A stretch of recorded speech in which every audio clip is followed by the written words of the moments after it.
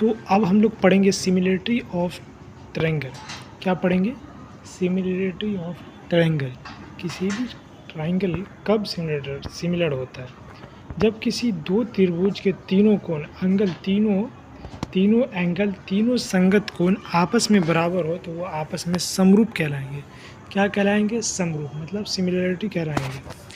इसका रूल ये कहता है सिमिलरिटी का, त्रिभुज वो छोटा बड़ा हो सकता है, उससे कोई दिक्कत नहीं है, छोटा बड़ा हो सकता है, लेकिन जो हमारा एंगल है वो छोटा बड़ा नहीं होना चाहिए।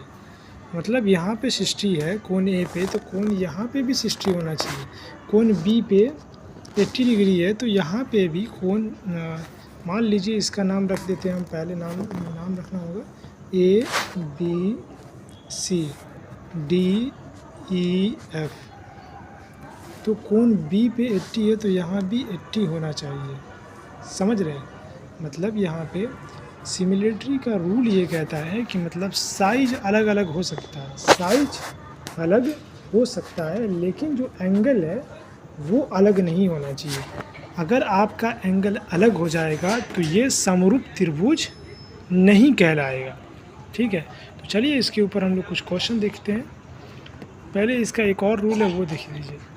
देखिए यहाँ पे क्या है, अल्फ़ा, कोण ए अल्फ़ा है, कोण बी बीटा है, कोण ए अल्फ़ा है और कोण क्यू बीटा है, कोण आर थीटा है। तो कोण ए यहाँ पे क्या हो गया, अल्फ़ा हो गया, कोण बी बीटा, कोण सी थीटा।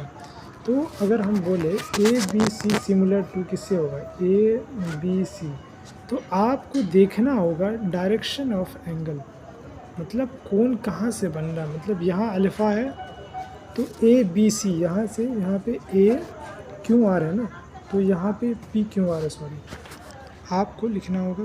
वैसे नाम कुछ भी रख सकते हैं, कोई दिक्कत नहीं है। तो ये पी क्यू आर सिमिलर इस ट्रायंगल से कैसे सिमिलर होगा? इसको सिमुलेट करने के लिए देखिए पी क्यू आर मतलब अल्फ़ा से बीटा आया, बीटा से थीटा, तो उसी तरह अल्फ़ा से बीटा, बीटा से थीटा, तो पहले ए आएगा, उसके बाद बी आएगा, उसके बाद सी, तो ए बी सी। अगर थीटा इधर होता और बीटा इधर होता तो यहाँ पे ये रूल काम नहीं करता। सिमिलर होने का साथ शर्त यही है कि जो हमारा कोण है वो सिमिलर होना चाहिए।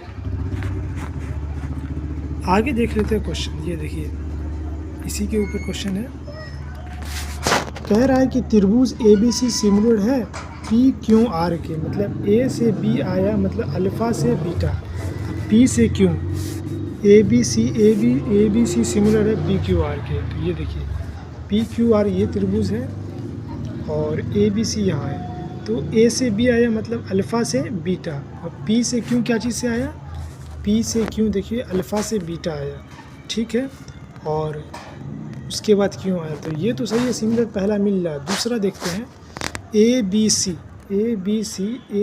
ये त्रिभुज हुआ, ये त्रिभुज एंगल ए बी सी जो अल्फ़ा से बीटा आया है, बीटा से थीटा, उसके बाद ये देखिए क्यू आर पी, क्यों कहाँ जाए, यहाँ शुरू हो रहा है थीटा से, तो ये एंगल ये इस एंगल के बराबर है नहीं है, क्योंकि यहाँ पे अल्फ़ा है और यहाँ पे थीटा है। जब को दो एंगल अलग अलग है तो ये सिमिलर नहीं हो सकता, ये समरूप नहीं हो सकता। सिमिलर का रूल ये है कि एंगल का जो डायरेक्शन है वो सही होना चाहिए, अन्यथा सिमिलर नहीं होगा। इसका देख लीजिए, इसका कारण है एंगल का ऑर्डर सीक्वेंस अरेंजमेंट, ठीक है। यदि त्रिभुज में, यदि ABC त्रिभुज में पहले स्थान पर अल्फ़ा एंगल लिया गया है तो त्रिभुज PQR में पहले स्थान पर अल्फ़ा एंगल लिया जाएगा, और इसी तरह दूसरा और तीसरा एंगल अरेंजमेंट होना मस्ट ज़रूरी है, अन्यथा सिमिलर क्या होगा, नहीं होगा। अब देखिए इस पे क्वेश्चन देखते हैं हम लोग। क्योंकि कॉन्सेप्ट को क्लियर करने के लिए क्वेश्चन का करना ज़रूरी है। आप कॉन्सेप्ट कितना भी पढ़ लीजिए, उसको क्लियर करना है तो आपको क्वेश्चन करना ज़रूरी है। कह रहा है कि त्रिभुज ABC सिमिलर है त्रिभुज PQR से, इसमें 3 गलत है, 1 सही है, इनमें कौन सही है, तो ABC मतलब थीटा से अल्फ़ा या अल्फ़ा से बीटा, उसी तरह थीटा से अल्फ़ा, अल्फ़ा से थीटा से अल्फ़ा, अल्फ़ा से बीटा जाना चाहिए, मतलब क्यू आर उसके बाद पी। तो ये क्या हो जाएगा, क्यू आर पी इसका सिमिलर हो जाएगा, क्यू आर पी। ठीक है, और देखिए ऑप्शन बी में आर पी क्यू, आर देखिए यहाँ पे क्या है, अल्फ़ा है, यहाँ शुरू किससे हो रहा है, थीटा से, तो गलत हो जाएगा, क्योंकि जहाँ से शुरू हो रहा है वहीं से शुरू करना है, मतलब ये 20 डिग्री है तो यहाँ से भी 20 डिग्री।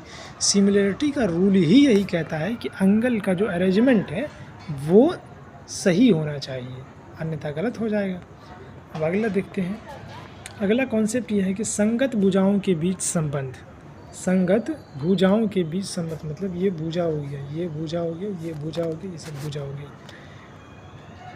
जो सिमिलरिटी ट्रायंगल होता है उसके संगत भुजाओं के बीच संबंध देखना है। तो देखिए, जब कोई दो त्रिभुज आपस में समरूप होंगे तो उसके संगत भुजाओं की रेशियो भी आपस में बराबर होती है। कह रहा है कि अगर कोई त्रिभुज, जब कोई त्रिभुज आपस में समरूप है तो उसके संगत भुजाओं की रेशियो भी आपस में बराबर होगी। मतलब ये अगर समरूप है ये दोनों त्रिभुज, इनकी भुजा की भी रेशियो भी क्या होना चाहिए, बराबर होना चाहिए। मतलब ए बी बट्टा पी क्यू, ए बी बट्टा पी क्यू, मतलब अल्फ़ा और बीटा का एंगल के बीच का जो भुजा है, और अल्फ़ा इधर भी एंगल इस त्रिभुज में भी अल्फ़ा और बीटा के बीच का जो भुजा है, दोनों में क्या होगा, सिमिलर होगा, दोनों का जो अनुपात होगा वो बराबर होगा, है ना। उसके बाद देखिए बी सी बट्टा क्यू आर, यहाँ बी सी है बट्टा क्यू आर, मतलब बीटा से थीटा, बीटा से थीटा, तो इसकी जो अनुपात है ये बराबर होगा। ओके, उसके बाद ए सी देख लीजिए, थीटा से अल्फ़ा से थीटा, अल्फ़ा से थीटा, पी क्यू, ए सी बट्टा पी क्यू, ये भी बराबर होगा। और देखिए इसका हाइट भी सेम होगा और माध्यिका भी इसका क्या होगा, सेम होगा, इसका हाइट भी सेम होगा और माध्यिका भी सेम होगा। जब कोई त्रिभुज आपस में समरूप होगी तो उनके संगत भुजाएं क्या होती है, संगत भुजाएं, उसके संगत भुजाओं का रेशियो भी, ये हो गया एक, ये हो गया, तो क्या हो गया, संगत होगा ना, इसका रेशियो लेना, दोनों का जब हम रेशियो लिए तो ये क्या होगा, सेम होना चाहिए, जो सेम है। अब देखिए क्षेत्रफल के बीच संबंध देखते हैं। दो समरूप त्रिभुजों के क्षेत्रफल का रेशियो संगत भुजाओं के रेशियो का वर्ग के बराबर होता है। अब देखिए क्षेत्रफल दिया हुआ है, उसके बाद आपको मान लीजिए कि क्षेत्रफल दिया हुआ है और आपको बोल रहा है कि भुजा निकालने के लिए, तो क्या होता है, स्क्वायर करके निकालना है। ठीक है, स्क्वायर करके निकालना है। संगत भुजाओं के क्षेत्रफल क्या होता है, दो समरूप त्रिभुज के क्षेत्रफल का रेशियो संगत भुजाओं के रेशियो के वर्ग के बराबर होता है। यहाँ पे आपको ध्यान देना, वर्ग करना, ऐसे ही नहीं करना। तो ये तीनों, ये भुजा हो गया और ये इसका क्षेत्रफल हो गया, तो इसका क्या होता है, बराबर होता है। हाइट भी बराबर होता है, माध्यिका भी, तो हम पहले ही बता चुके हैं।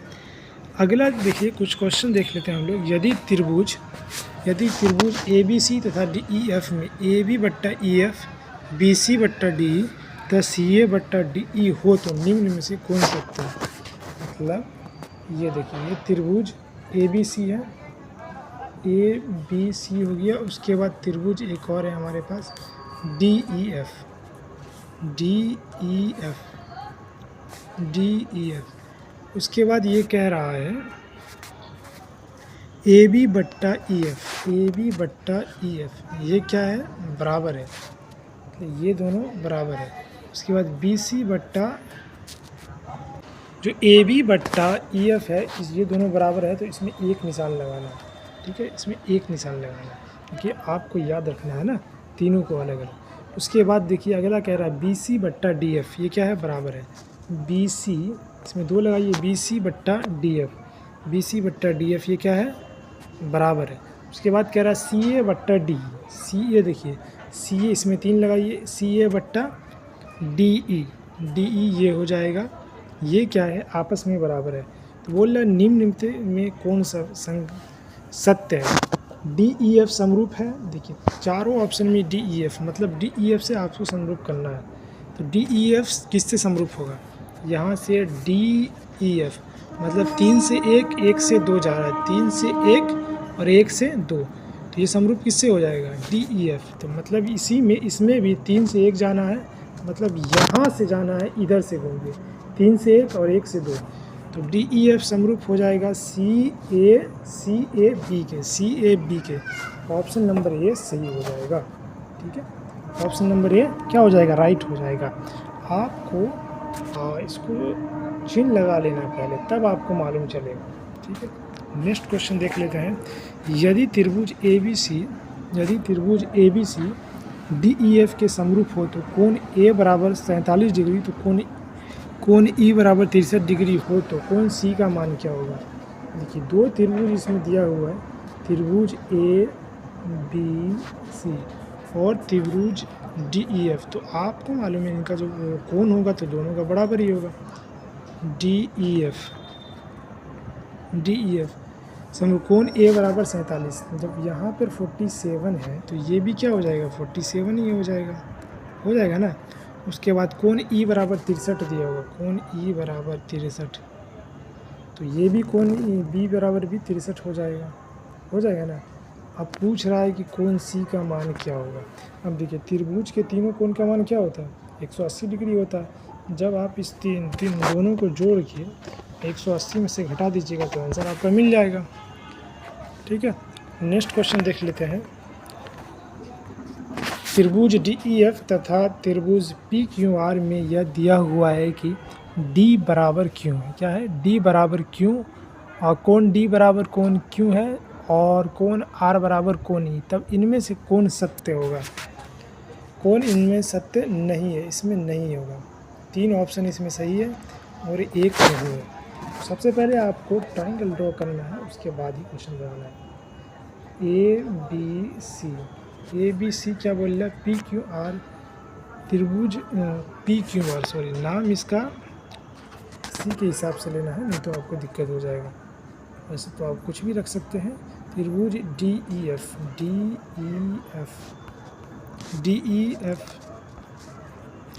DEF सिमिलर बोल रहा है किससे, PQR से सिमिलर है, PQR से सिमिलर है।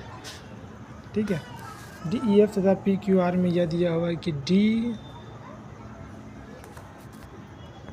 कोण D बराबर कोण क्यों दिया हुआ। देखिए, कोण D बराबर है कोण क्यों, मतलब इस कोण का मान अगर थीटा रखिए तो इस कोण का भी मान आपको थीटा रखना। उसके बाद देखिए, कोण R बराबर कोण E दिया हुआ है। कोण R यहाँ पे है, यहाँ पे, मतलब इसका हम रख देते हैं अगर अल्फ़ा, तो कोण E का भी मान अल्फ़ा रखना होगा। ठीक है, और ये जो बचा है तो इसका आप मान कुछ भी रख सकते हैं, दोनों का, क्योंकि ये ट्राइंगल सिमिलर है तो कुछ भी रख सकते हैं। अल्फ़ा तो यहाँ पे बीटा रख देते हैं हम लोग, यहाँ पे बीटा। अब इसमें कह रहा कौन सत्य नहीं है, तो EF बट्टा PR, तो फिर यहाँ पे EF बट्टा PR, मतलब इसका संगत भुजा भी तो बराबर होगा ना। अल्फ़ा और बीटा के बीच का भुजा, अल्फ़ा और बीटा के बीच का भुजा देखना, कहाँ देखना, अल्फ़ा और बीटा, यहाँ पे बीटा है तो PR, ठीक है, PR, ये भी सही है। इसी तरह आप पूरा निकालिएगा तो ये भी सही मिलेगा आपको, ये भी सही मिलेगा, ये भी सही मिलेगा, और ये आपको गलत मिलेगा। क्यों, क्योंकि ये देखिए DE बट्टा PQ, DE कहाँ पे है, ये देखिए DE मतलब थीटा और अल्फ़ा के बीच का एंगल, थीटा और अल्फ़ा के बीच का एंगल PQ, तो यहाँ होना चाहिए, क्योंकि यहाँ दिया हुआ DE बट्टा PQ, मतलब ये यहाँ तो सही है। आगे देखिए EF बराबर RP होगा, EF बराबर मतलब अल्फ़ा और बीटा के एंगल, अल्फ़ा और बीटा के बीच का एंगल RP देख लीजिए, RP, और ये है अल्फ़ा और बीटा के बीच का एंगल। तो यहाँ पे देखिए जो ऑप्शन नंबर B में है EF यहाँ पे है, EF जो अल्फ़ा और बीटा के बीच का भुजा है, EF बट्टा RP यहाँ पे देख लीजिए जो बन रहा है अल्फ़ा और बीटा, जो कि यहाँ पे गलत हो गया, ये ऑप्शन नंबर B गलत हो जाएगा, और CACD तीनों सही होगा। इस चीज़ को समझने के लिए आप जितना ज़्यादा क्वेश्चन कीजिएगा उतना ज़्यादा आपका कॉन्सेप्ट क्लियर होगा। अगला क्वेश्चन है कि त्रिभुज ABC त्रिभुज PQR के समान है। यदि AB बराबर 5 सेंटीमीटर, PQ बराबर 3 सेंटीमीटर है तो area of triangle ABC, area of triangle P Q are का मान बताइए। इसका मान निकालने के लिए आपको क्या करना है, जब एरिया दोनों का समान है तो संगत भुजा का क्या करना है, स्क्वायर कर देना है। 5 और 3 का स्क्वायर कितने, 5 25 हो जाएगा, और 9 3 तिया 9 हो जाएगा, 25:9 हो जाएगा। ये डायरेक्ट क्वेश्चन पूछा जाता है। तो नेक्स्ट क्वेश्चन है हम लोग का, त्रिभुज ABC त्रिभुज PQR के इस प्रकार समरूप है कि उनके परिमाप क्रमश, दोनों का जो परिमाप है वो 36 और 24 है। यदि PQ बराबर 10 दिया हुआ यहाँ पे, तो AB का मान क्या हो जाएगा। AB का मान, दोनों त्रिभुज समरूप है तो उनके संगत भुजा क्या हो जाएगा, समान होगा। तो यहाँ पे AB का मान पूछा जा रहा है। तो AB का मान निकालने के लिए आपको क्या करना है, दोनों त्रिभुज का ये करना, परिमाप ले लेना है। परिमाप देखिए 36 और 24 का अनुपात क्या हो जाएगा, दोनों संगत भुजाओं के अनुपात हो जाएगा, AB बट्टा 10 हो जाएगा। तो दोनों को काट कूट कीजिएगा तो आपका आंसर AB बराबर 15 आ जाएगा। मतलब इस दोनों के बीच का डिस्टेंस जो है वो 15 आ जाएगा। नेक्स्ट क्वेश्चन देख लेते हैं। यदि त्रिभुज ABC तथा DEF समरूप त्रिभुज है जिसमें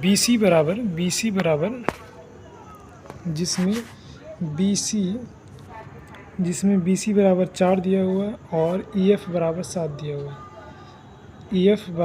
दिया हुआ है, तो त्रिभुज ABC का क्षेत्रफल 144 वर्ग सेंटीमीटर है, सेंटीमीटर स्क्वायर है। तो DEF का क्षेत्रफल क्या होगा। तो यहाँ देखिए ये 4 दिया हुआ और ये 7 दिया हुआ। पूछ इस क्या रहा है, इसके एक का क्षेत्रफल दिया हुआ और दूसरे का क्षेत्रफल निकालने का है। इसको निकालने के लिए आपको क्या करना है, दोनों त्रिभुज का क्षेत्रफल का अनुपात ले लेना है। मतलब 144 बट्टा x, जो नहीं दिया उसका x मान लेते हैं, और दोनों संगत भुजा को क्या करना है, स्क्वायर कर देना है, जो हम आपको रूल पहले ही बता दिए। अगर इसका स्क्वायर करते हैं तो 4 चौके 16 हो जाएगा, 7 सत्ते 49 हो जाएगा। ठीक है, अब क्रॉस मल्टीप्लाई करिएगा। जब आप 16 को जब 9 से काटिएगा तो कितना हो जाएगा, 16 नामा 144 होता है, ऊपर आप काट सकते, तो 9 हो गया। और आपको क्या करना, x बराबर 9 × 49, मतलब क्रॉस मल्टीप्लाई करना है।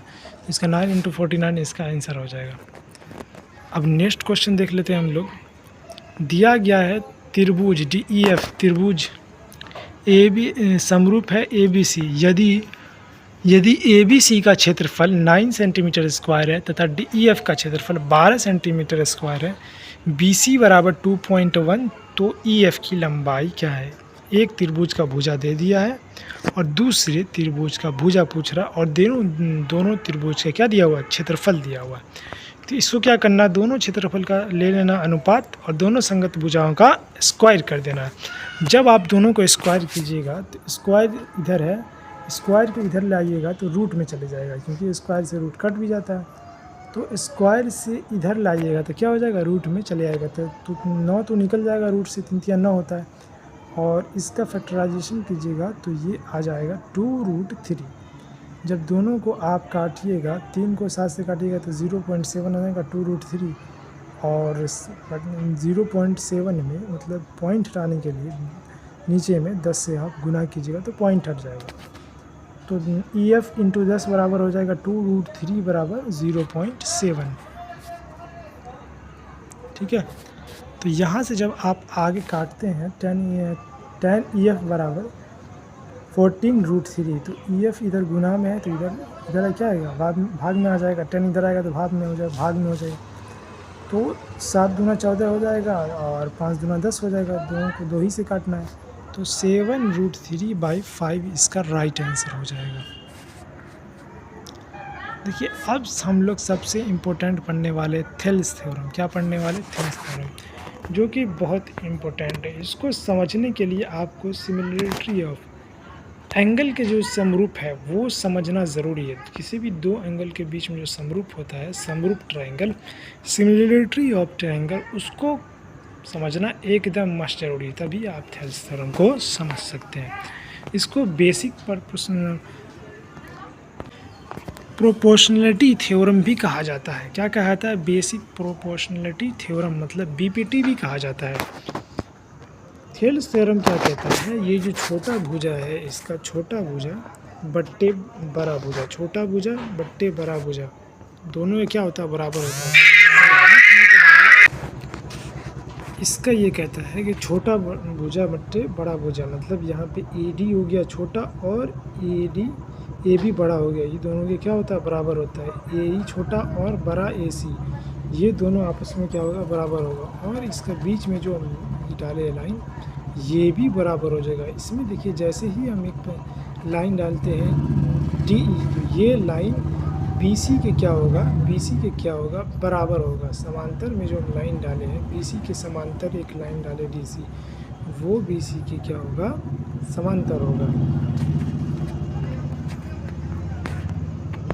अगर मान लीजिए इसका वैल्यू दिया हुआ 6, बीच वाले लाइन का वैल्यू 6 दिया हुआ है, तो ये नीचे ये 6 दिया हुआ है, तो ये नीचे वाला लाइन का वैल्यू हो जाएगा 12। मतलब ये लाइन इसके समांतर में है, तो ये इसका क्या होता है डबल होता है। ठीक है, तो देखिए इसको हम तोड़ के बताते हैं पूरा। जब देखिए यहाँ पे दो त्रिभुज बन रहा है, एक ऊपर और एक नीचे बन रहा है ना, एक ऊपर त्रिभुज बन रहा है और ये एक नीचे त्रिभुज बन रहा है। जब दोनों त्रिभुज को हम यहाँ से अलग करते हैं तो यहाँ देखिए दोनों त्रिभुज अलग हो चुका है। तो यहाँ पर देखिए ये थीटा, ऊपर में जो थीटा कोण बना तो वो क्या दोनों के लिए बना है ना, छोटे त्रिभुज के लिए भी और बड़े त्रिभुज के लिए भी। तो यहाँ पे थीटा कोण बन रहा है दोनों त्रिभुज के लिए बन रहा है।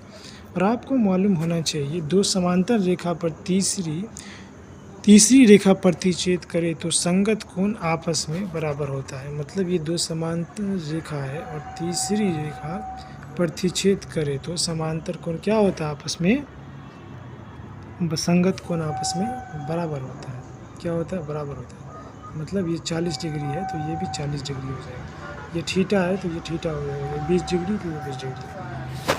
अगर दो समांतर रेखा पर तीसरी रेखा प्रतिच्छेद करे तो संगत कोण आपस में बराबर हो जाएगा।